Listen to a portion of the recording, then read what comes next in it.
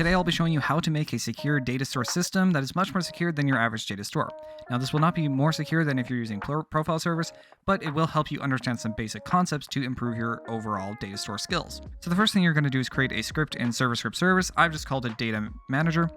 And then what I'm going to do is I put comments in here, but you don't have to. Before we do get any further, actually, I do want to mention two things. Number one is that this video has been helped by this tutorial on the developer forum. And so I just wanted to mention that because a lot of the concepts are also over there. So if you're done watching this video and you want to get a different perspective on how something might work, you can go over there and check out their explanation for another perspective. The second thing is that I will expect you to at least know the basics of using data stores, such as using getAsync and setAsync. Anything else I will explain, but for the general data store portion, this is not going to go over exactly how everything works. Just because I want to go over the concepts of how to improve your data store skills and not how to give them to you in the first place. Anyway, now let's get into the video. So the first thing we're obviously going to need is the data store service. And now we're also going to need a couple more services. So we can honestly just copy and paste this 2 times. We're going to need the players and run service. So run service. Okay. There's going to be one thing that we're going to do that's a little bit different than you've probably seen. And that's we're going to create a data format. So what I mean by that is we're going to have a module similar to profile service where you define your data before you are saving it. So it makes it a lot easier to save and visualize your data. You can kind of see, okay, this is what we're saving. And yeah, then if you want to add anything else, you just add it to that table and so on. So let's create a module script under our data manager. And I'm going to call this data template. All right. And this module is simply going to return a table. This is just going to include our data. So this could really be anything. I'm just using this as my data. So game data, we have coins, gems, playtime, last joined, warns, and his band.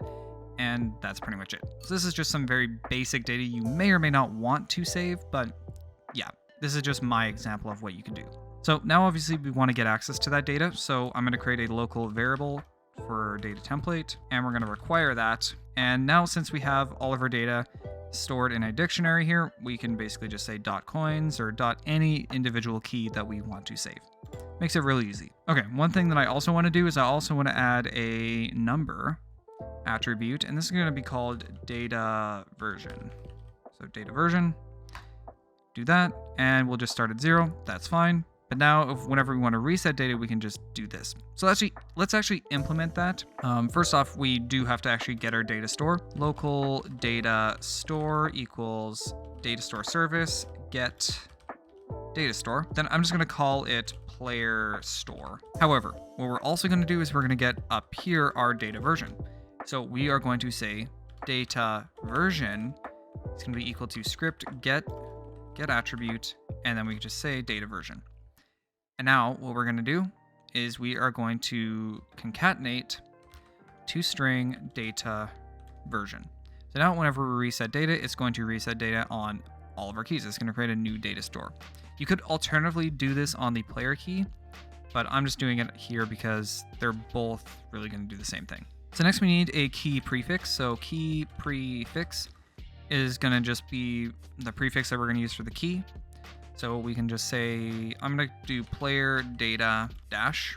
So just something like that. Our last variable that we're going to need is just going to be local loaded data. This is going to be a table. This is basically just going to be a cache for our data. So we're not going to be calling getAsync every time we need to get access to it.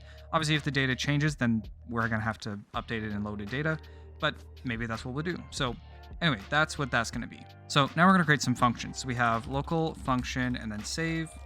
And obviously we are just going to give it the player. And then we're going to create another function for loading. So load, we're going to create actually a couple more functions above here. So we're going to do this one. This one is going to be WaitForRequestBudget, just like that. This will take not the player, but a request type. And then this is going to be getData, which is going to involve the cache. We're going to copy and paste this function, and we're going to paste it right here. Actually, it doesn't really matter, but this is going to be OnLeave. And I'll explain what all these functions are going to do. And then lastly, we are going to have OnGameClose. These all, some of them seem to do the same thing, like OnLeave. Well, don't we want to save data? GetData, isn't that loading data? I'll explain them all once we get to them. Anyway, now let's move on to our signals. So we have obviously we're going to need to use the players. So players.player added. This will be, since we're joining, we want to load the data in, and then we can copy and paste this. And instead of loading data when we leave, so I'm going to change this to player removing. Instead of that, we are going to do OnLeave. All right, so now let's get on to actually how to load and save data. We're going to be doing saving first, since loading, we're going to then be able to see how saving is done. All right, so the first thing we're going to need is the key. So we're going to say local key is equal to, and then we can say key prefix player, and then just .user ID. Although we're going to have to toString this, so we say toString, just like that. All right, then what we're going to do is we are going to say local success error. Then we're going to get the data. So local data is going to be equal to, this we're going to use the GetData function. So we say getData, give it the player. Then after that, we're going to check if the data is valid. So we can say if not data, then, and we're going to just return then. And now we want to actually go on to saving data. The way this is going to work is we're going to repeat until we save data.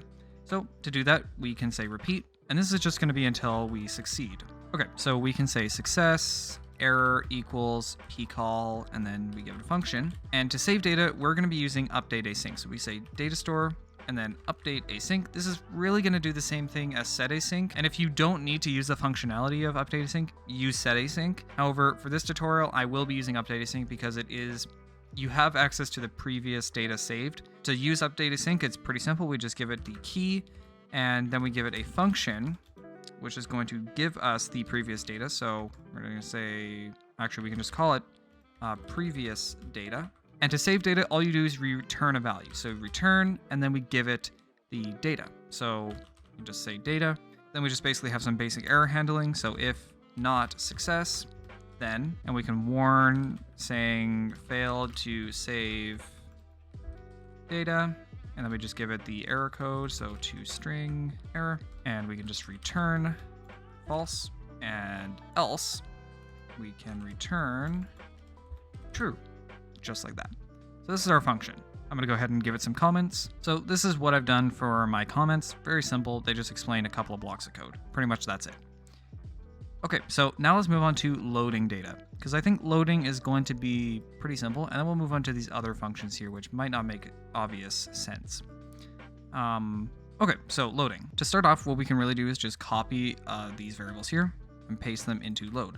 The only difference is we're not going to be getting data because we haven't received data yet, so we actually have to do that ourselves. Next, we go right into trying to load data. So we say repeat until, and we give it success. However, we are also going to check if the player is still in the server. So we can also just say if players and then find first child.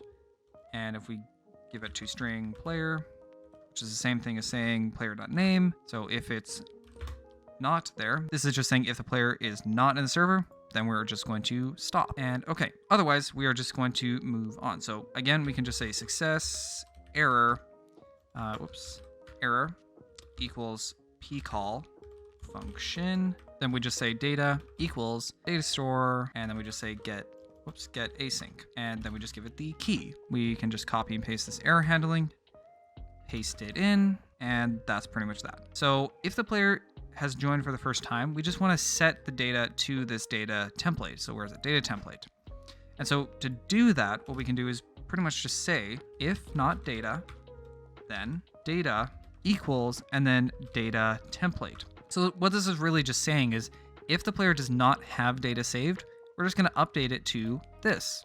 And that's the reason why this is a very good way to have your data set, because you can just basically just keep adding on things and just keep resetting the data, and just you can basically just have your data always equal this. This is your default value. So when a player first joins, they will get 1,000 coins, 10 gems, and then everything else. Okay, one thing I actually did forget is we actually have to change this to load.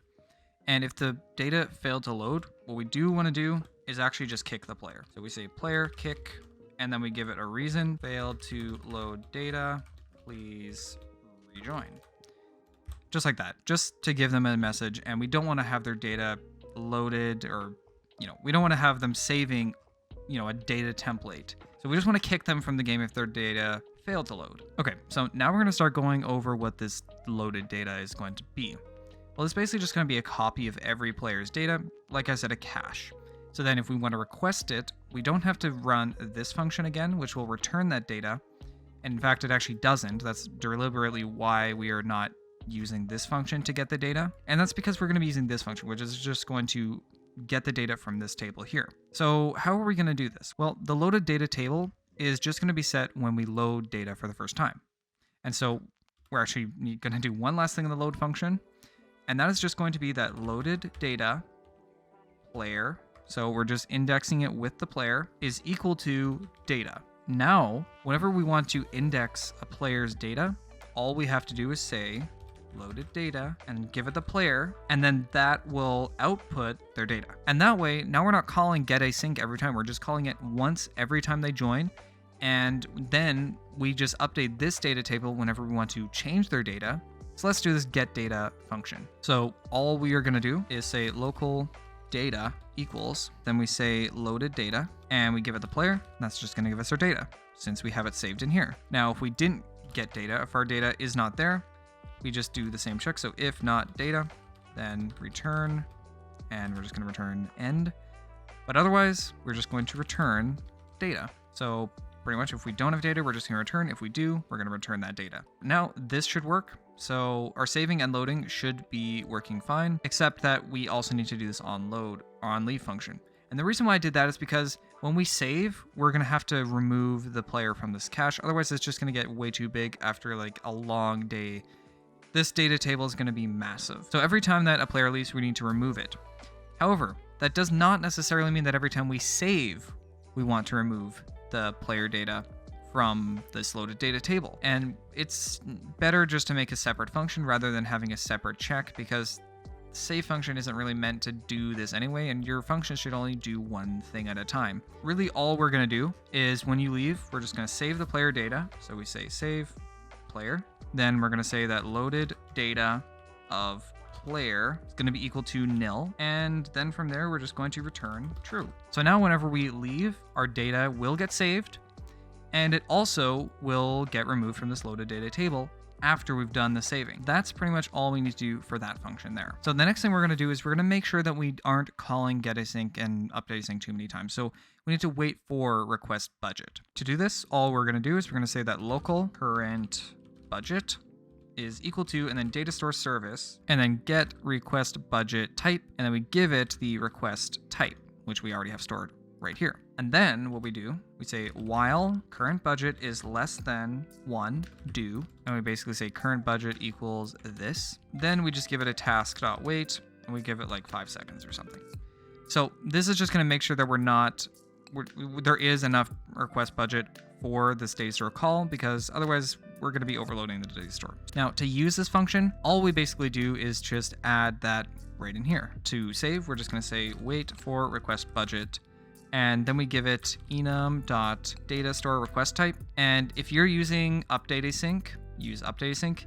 If you are using setAsync, then you would use setIncrementAsync. In my case, I'm just going to use updateAsync because that's what I'm using. We can actually copy and paste this into the repeat here, just to make sure that there is enough budget for the getAsync as well. Same thing, getAsync, getSortedAsync, and getVersionAsync. If you're using any of these other versions, you will want to use that. For my case, I'm just using regular getAsync, and so this is that. So now this is looking pretty good. There's only one thing that we really need to do, and that's when the game binds to close. This is not going to happen very often, but it can happen if the server crashes or something like that. Your data may not save. And so we want to make sure that it will. And so for the best case scenario, we need to add this extra function. That's why we have OnGameClose. And so this is going to happen when the game binds to close. And so we give it a function, although we are just going to do OnGameClose. The first case is just if you're in Studio, what we're going to do is just say that if run service is Studio, then we're just going to task.wait 2 seconds, and then we're going to return and end. But now if you're in game, we will have a few extra checks. So we're going to have a bindable event saying all players saved is equal to instance.new, and then bindable event. Then we're going to get all the players, so we can say that local all players is equal to players, get players, and then we have local remaining players is going to be equal to the number of all players. So this is going to basically decrease whenever we save a player. Then we're going to do a for loop, so we're going to say for index player in iPairs. We give it all players, just like that, do, And then we're going to give it task.spawn to make sure that we're running all the players at the same time. So then we give it a function. We're going to save players. We give them the player. Then we're going to say remaining players minus equals 1. Now this is going to decrease every time that we save a player's data. So when this gets to 0, we will be able to close the server. And to make sure that that does happen, that's where this bindable event comes in. Below here, we're going to say all players saved .event wait. And this will make sure that the server waits as long as it possibly can to save as much data as possible. Hopefully everything will get saved, but this just makes it the most secure. And so to make sure that everything is working just fine when all the players are saved, what we're going to do is we're just going to check that if remaining players is less than 1, then we're going to say that all players saved. We're going to fire that. So that is pretty much that. Except we need to do one more thing with the save function. And that's that we don't want to wait for a request budget if we're shutting down the server. To do that, what we're going to do is say on shutdown. We're basically just going to say that if not on shutdown, then we're going to do this, just to make sure that data gets saved as soon as possible. Down here, all we do, we give it true at the end of this. There we go. And we don't have to do anything else in our other functions because nil will automatically just say it's not true, so it's false. This is actually pretty much it. I'm just going to comment this code and I'll go through the code one more time like I usually do. So this is pretty much it. This is the final code. And yeah, that's pretty much it. So let me go over the code one more time just to clarify a few things and hopefully explain it much better. First off, let's go from the bottom and let's just go from the load.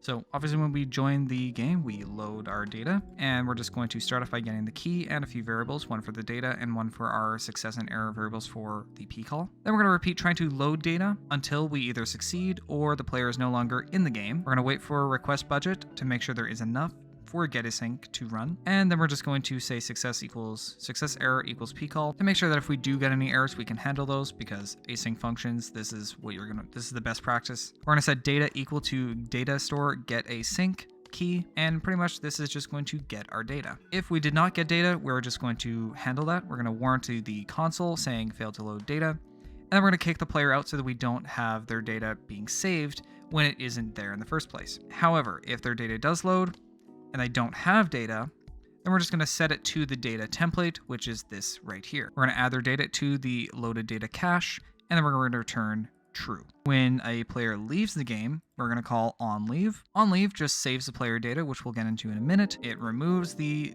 player from the loaded data table, sets it to nil, and returns true. Saving data just saves player data. So we get obviously our key variables, our success and error.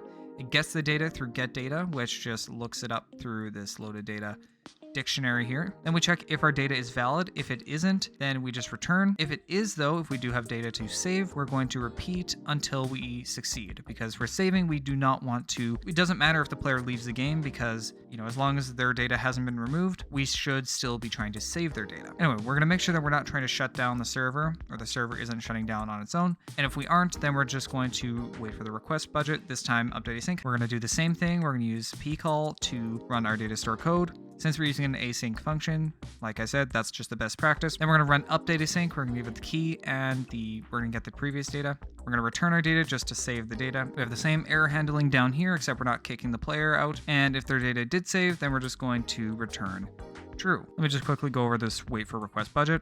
This just gets the current request budget. And then while current budget is less than 1, this just means that we can't, if it's less than 1, that means we don't have enough for one request. And so we just update this every time just to keep checking. And we do that every 5 seconds. And hopefully after a few tries, we should be able to get a request budget. It won't just keep running. So on game close, this happens when the game binds to close. And actually, I just realized we don't actually have that player variable because game bind to close doesn't give any parameters. So first off, we check if the game is in studio. And if it is, we just task.wait 2. Otherwise, if we are in an actual server, we create a variable for all players saved. This is a bindable event, and this will just make sure that the server will wait as long as possible for all the players' data to be saved. Then we get all the players, and then we get all the remaining players. So this is the number of all players that we have, and we'll decrease this as needed. Then here we save all data. So we pretty much say we're going to loop through all the players in the game using iPairs, and we're just going to use a task.spawn to make sure that we're doing all of them at the same time on a different thread, or at least mostly. And then we're going to save their data And this time we're giving it the on shutdown. So this means it's going to be true. And so this is not going to wait for the request budget. We're just going to try and save data as fast as possible. Once this function is done, then we're going to decrease remaining players. And if that was the last player, so if remaining players is less than 1, then we're going to fire our event, in which case this will not keep waiting anymore. This function will obviously end, in which case the server can close. All right, so that's pretty much that. Hopefully this did help. Obviously I didn't make a update data function. You'll have to do that on your own. Anyway, hopefully you learned something new. And if you have any questions, make sure you join the Discord server. Link will be in the description to that. And yeah, I'll see you in the next video. Thanks for watching.